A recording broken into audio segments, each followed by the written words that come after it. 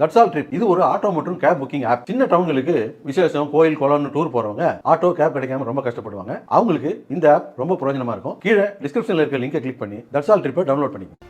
கேரள மாநிலம் கோட்டயம் அருகே 43 பயணிகளுடன் சுற்றுலா வந்த சுற்றுலா பேருந்தில் தீ விபத்து ஏற்பட்டுள்ளது. இது குறித்த கூடுதல் விவரங்களை நமது செய்தியாளர் ரமேஷ்குமார் வழங்க கேட்கலாம்.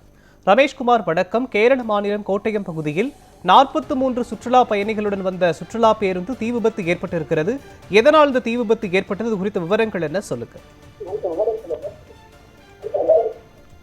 மோகன், கேரள மாநிலம் கோட்டயம் கொச்சியை சேர்ந்த 43 சுற்றுலா பயணிகள் சுற்றுலா பேருந்தில் கடந்த சில நாட்களுக்கு முன்பு தமிழகத்திற்கு சுற்றுலா வந்தனர். நேற்று பொறுத்த அளவில் மதுரை மீனாட்சி அம்மன் கோவில் உள்ளிட்ட பல்வேறு பகுதிகளில் சுற்றி பார்த்துவிட்டு இரவு மதுரையிலிருந்து கொச்சியை நோக்கி புறப்பட்டனர். பேருந்து இன்று அதிகாலையில் கோட்டயம் அருகே முண்டகயம் பகுதி என்ற பகுதிக்கு வரும்பொழுது திடீரென அந்த பேருந்தின் பக்க சக்கரத்தில் திடீரென தீ என்பது வெளியேறியது.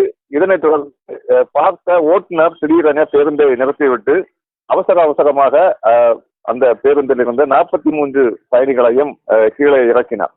இந்த நிலையில் திடீரென தீ மளமளவென பற்ற துவங்கி இருக்கிறது. தொடர்ச்சியாக பொதுமக்களும் தீயணைப்புத்துறை வீரர்களுக்கு தகவல் என்பது கொடுத்தனர்.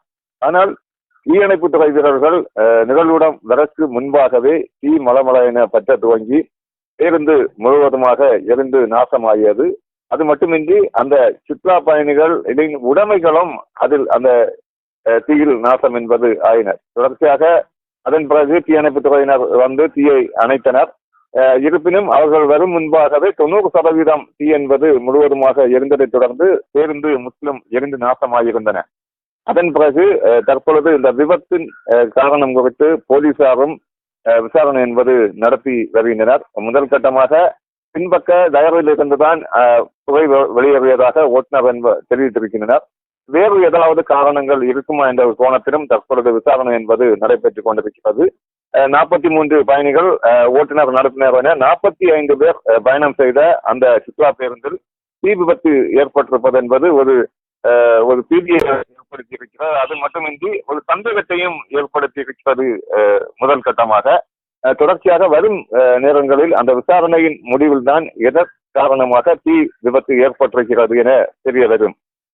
தொடர்ச்சியாக இந்த பேருந்து விபத்தில், தீ விபத்தில் 43 பயணிகள் உட்பட 45 பேர் அதிர்ஷ்டவசமாக உயிர் தப்பி இருக்கிறார் என்றே கூற வேண்டும். மோகன், விவரங்களுக்கு நன்றி ரமேஷ்.